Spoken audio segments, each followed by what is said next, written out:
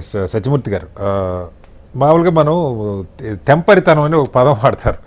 Trump గారి విషయంలో చాలామంది అంటే ఇదేదో లెఫ్టిస్టులు వాళ్ళు మాట్లాడుతున్న భాష మరీ అంత తొందరపడి అనొచ్చును, కానీ దాన్ని మించి ఇప్పుడు మనకి అతని వ్యవహార శైలి అంటే ప్రపంచం మొత్తం గౌరవించే నోబెల్ ప్రైజ్ లాంటి వాటిని, శాంతి బహుమతిని దాన్ని అపహాస్యం చేయటం, అవహేళన చేయటం, తనకి రాలేదన్న ఒక ఇది, ఇవన్నీ సరే ఆయన వ్యక్తిగతమైన అంశాలు అనుకుంటే, ఈ ఒక 30 కోట్ల జనాభా ఉండే అమెరికా ప్రపంచం అంతా టారిఫ్లు విధిస్తే, ప్రపంచం అంతా టారిఫ్లు విధిస్తే అమెరికా ఏమవుద్దన్న స్పృహ కూడా ఆయన కనపట్ల. ఇప్పుడు యూరోపియన్ యూనియన్ వాళ్ళు చెప్తా ఉన్నారు, వాళ్ళు బజూ కానీ ఒకటి కనుక ఇంప్లిమెంట్ చేస్తే ఆ ట్రేడ్ ఆపేసుకుంటే కొన్ని బిలియన్స్ ఆఫ్ డాలర్స్ అమెరికాకి నష్టం అవుతుంది, 80+ బిలియన్ డాలర్స్ అని చెప్తున్న పరిస్థితి.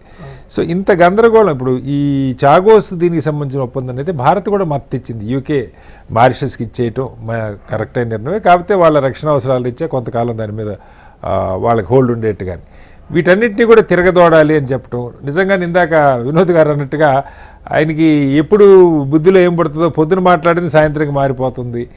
దీన్ని అసలు ప్రపంచం ఎలా ఎదుర్కోవాలో అర్థం కావట్లా. అంటే కొన్ని లక్షల కోట్లు ఇప్పుడు యూరోపియన్ యూనియన్ వర్సెస్ అమెరికా అన్న పరిస్థితి వస్తున్న నేపథ్యంలో, నాటోతో విభేదాలు స్టార్ట్ అయిన పరిస్థితుల్లో ఇవాళ మొత్తం మార్కెట్లన్నీ డౌన్ ఉన్నాయి. ఇది కూడా ఒక పెద్ద సమస్య ప్రపంచవ్యాప్తంగా. అమెరికాకి ఆర్థిక మాంద్యం వస్తే భారత్ ఎలా అయితే కొంతకాలం ఇబ్బంది పడిందో, అలాంటి పరిస్థితులు పరోక్షంగా మనకు కూడా వస్తున్న పరిస్థితి కనపడుతుంది. ఎలా అర్థం చేసుకోవాలి?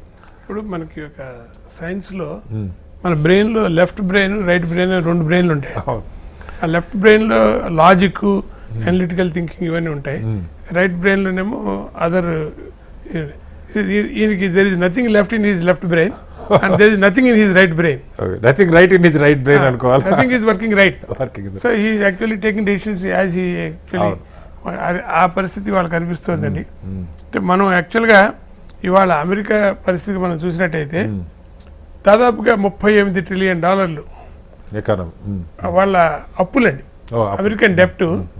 వాళ్ళ మొత్తం దేశం మొత్తం జీడిపి కలిపితే 30 ట్రిలియన్. అంటే డెఫిసిట్ లో ఉన్నారు వాళ్ళు, ఒక సంక్షోభంలో ఆల్రెడీ ఉన్నారు వాళ్ళు.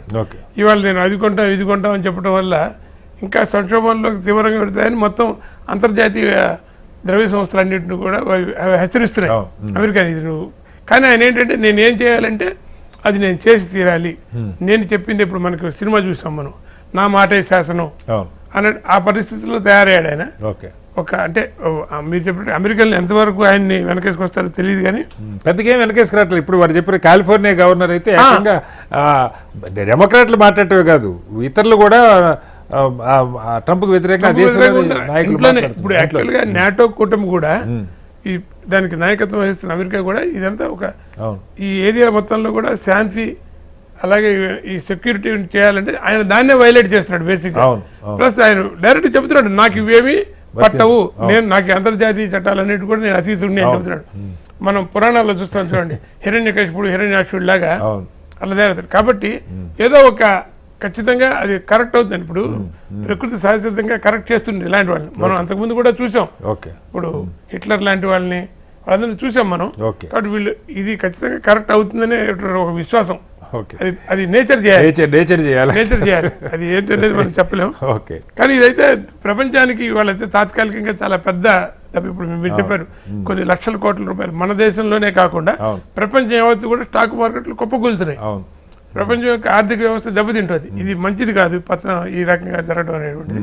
సో దీన్ని అందరూ కూడా ముక్త ఖండంతో ఖండిస్తున్నారు అందరూ కూడా, అంటే పార్టీలకి సిద్ధాంతాలకు అతీతంగా.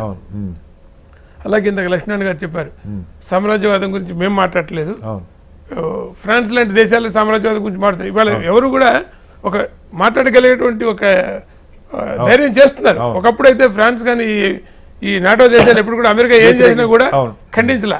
ఒకవేళ ఇరాక్ మీద దాడి కానీ లేకపోతే ఎలాంటి ఆఫ్ఘనిస్తాన్ కానీ అన్ని విషయాలు కూడా సపోర్ట్ చేస్తూ వచ్చాయి. ఆయన నాటోని కూడా ఇన్సల్ట్ చేస్తున్నారు సార్. నేను లేకపోతే నాటో ఏముంది, నేనే కదా నాటోని నేను అన్నట్టుగా. అంటే ఎవరికి గౌరవం ఇచ్చే పరిస్థితి లేకుండా. ఇంకొక విచిత్రమైన వాదన చూడండి, అసలు దీనికి అందరికీ కారణం నార్వే నాకు నోబెల్ ఇవ్వకపోవడమే అంటున్నాడు. దానివల్లే నేను అంటే ఇవన్నీ కూడా మనం చూస్తుంటే ఆయన యొక్క మానసిక స్థితి సరిగా లేదు. దాని యొక్క ప్రభావం దురదృష్టవశాత్తు ఆయన ఆ పొజిషన్లో రావటం, అది ప్రపంచం అనుభవించాల్సి వస్తుంది. వాళ్ళ అక్కడ ఉన్నటువంటి ఒక మన భారతీయులు కూడా అక్కడ లోకల్గా అమెరికాలోనే ఇంటర్నల్గా వాళ్ళు కొన్ని ఆందోళనలు చేస్తున్నారు. మీ దృష్టికి వచ్చిందో లేదో, ట్రంప్ విధానాలకు వ్యతిరేకంగా ఆందోళన మొదలనే. ఇది ఏ రకమైన పరిస్థితి దారి తెలియదు, కానీ ఇది క్లియర్గా మొత్తం ప్రపంచం యావత్తు కూడా వ్యతిరేకించేటువంటి పరిస్థితి వస్తుంది. ఓకే. సో దీన్ని మనం యాక్చువల్గా అందరం కూడా ముక్తకంఠంతో అందరూ కూడా ఖండించి తీరాల్సిందే. మీరు చెప్పినట్టుగా ఆ ట్రేడ్ బజూకా కనుక పెట్టినట్టయితే అమెరికా గెలికి ఇప్పుడు పన్నులు విడిస్తాయండి. 50 అంటాడు, నోటికి ఎంత వస్తుందని చెబుతున్నాడు. 20 అంటాడు, 50 అంటాడు, 500 అంటాడు, 1000 అంటాడు, రేపు 5000 అంటాడు. కాబట్టి దానికి ఒక లిమిట్ లేదు. కానీ దీనివల్ల ఎఫెక్ట్ అయ్యేది ఎవరండి? ఇప్పుడు ఆయన చెప్పినట్టుగా వైన్ మీద కానీ వాటి మీద కానీ తీస్తే అది అమెరికన్ ప్రజలే కదా దాన్ని భారాన్ని మోయాల్సింది. కాబట్టి ఈ వ్యతిరేకత ఖచ్చితంగా వస్తుంది. ఈ వీళ్ళది ఎక్కువ రోజులు నడవదని నేను అనుకుంటున్నా. అది కూడా ఏదో ఒక రకమైనటువంటి ఒక భయపడుతున్నాడు ఆయన.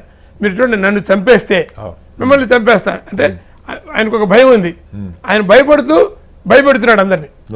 అంటే ఆ భయాన్ని కప్పిపుచ్చుకుంటూ భయపెడుతున్నాడు. నన్ను చంపేసి ఆల్రెడీ నేను ఇన్స్ట్రక్షన్ ఇచ్చాను వాళ్ళందరికీ కూడా, మీ దేశం మొత్తం ఇరాన్ మొత్తాన్ని చిత్రపటంలో లేకుండా చేస్తాను అంటే ఇదంతా దేనికి సంకేతం అండి? ఇది ఆయన భయపడుతున్నాడు, లోపల భయపడుతున్నాడు జనాల్ని.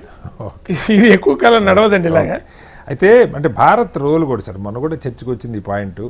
సరే, మనం ఇది యూరోపియన్ యూనియన్, అమెరికా లేదు చాలా దేశాలతో ఆయన ట్రేడ్ కానీ టారిఫ్లు కానీ భారత్ నిజంగా ఇందాక సంజయ్ గారు చెప్పినట్టు కీ రోల్ ప్లే చేయాలనుకుంటుంది అంతర్జాతీయ అంశాల్లో. మనం విశ్వగురు అని చెప్పుకుంటున్నాం. ఏదో ఒక్క రాత్రిలో జరిగిపోవాలని కాదు, కానీ క్రమంగా మన వాయిస్ మనం సెక్యూరిటీ కౌన్సిల్లో జాతీయ భద్రత ఇంటర్నేషనల్ భద్రతా మండలి ఉండాలని ప్రయత్నం చేస్తున్నాం అనుకుంటున్నాం. ఇవన్నీ ఉన్నాయి.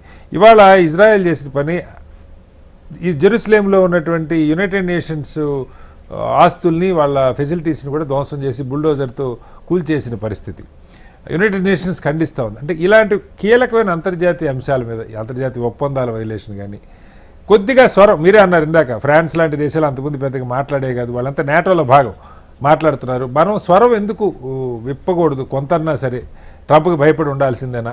ఇప్పుడు మనం అంతా చేసేది అదే కదండి. ఇప్పుడు మనం ఓకే, ఇందాక మీకు చెప్పాను భారతీయులు. ఇప్పుడు నేను ఏం చెప్పిందంటే, నాకు వచ్చిన సమాచారం ప్రకారం ప్రవాస భారతీయులు అక్కడ నిరసన ప్రదర్శనలో పాల్గొన్నారు. మీకు ఫోటో కూడా చూపిస్తాను. అంటే ఇప్పుడు ప్రభుత్వానికి కొన్ని పరిమితులు ఉంటాయండి. ఇప్పుడు ఇవాళ మనకి బ్లెస్సింగ్ ఇన్ డిస్గైజ్ అని ఇవాళ ఈ సంక్షోభం వల్ల భారతదేశం బలపడుతుందని ఒక వాదన కూడా ఉన్నది. మనం ఒక సెల్ఫ్ సస్టైనబిలిటీగా ఆ దిశగా మనం పెడుతూ ఇవాళ యూరోపియన్ యూనియన్ తోటి మనం ట్రేడ్ ఒప్పందాలు చేసుకుంటున్నాం. ఇవన్నీ కూడా అమెరికాకి నచ్చట్లా. ఇప్పుడు ట్రంప్ ఏమంటాడు? ఆయిల్ ట్యాక్స్ అంటాడు, ఇరాన్ ట్యాక్స్ అంటాడు, ఇప్పుడేమో గ్రీన్లాండ్ ట్యాక్స్ అంటున్నాడు. అట్లా రకరకాలు చేస్తుంటే దీన్ని మనం ఏ రకంగా మనం అవకాశం మలుచుకోవాలి. కాబట్టి ప్రభుత్వం అన్ని గమనిస్తోందండి. మనం కాబట్టి ప్రభుత్వం అంటే వాళ్ళకు ఉన్నటువంటి పరిమితులు బ్యాలెన్స్గా, చాలా బ్యాలెన్స్గా పెడుతుంది అనేటువంటిది ప్రజలందరి యొక్క అభిప్రాయం. అంటే మేధావులు కూడా చెప్పినటువంటి ఇది. కాబట్టి